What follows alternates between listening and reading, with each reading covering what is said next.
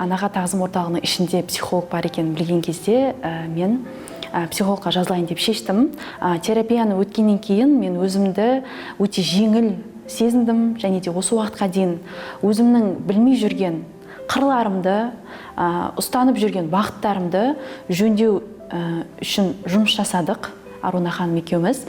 Соның нәтижесі қазір өте жақсы болды десем болады. Бұлай күнделікті біз қыз бала туралы ести береміз ғой, ал бірақ бояқтан, апайлардың өз аузынан естіген дүние өте керемет, санаға қонымды болады екен, бізге ұнады. Қызықты, макрама тоқуды, яғни ою-өрнек тоқуды.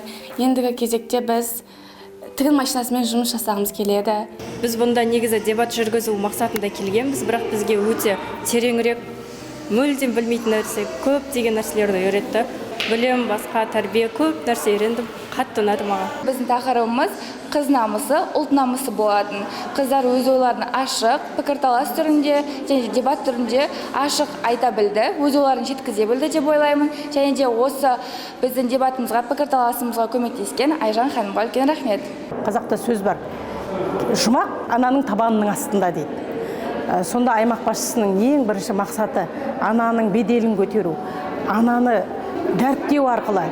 Мына біздің Қызылордада жұмақ мекен ашылсын деген ниеті болған екен дегенді енді түсіндім. Біз шынымен де материалдық құндылық емес, адами құндылық, тәрбиелік құндылық, ұрпақтан ұрпаққа кететін қазақи идеологияның негізін қалап тұрған орталықта отырмын деп, сол орталықтан өзіме бірдеңе алдым деп сезініп тұрмын.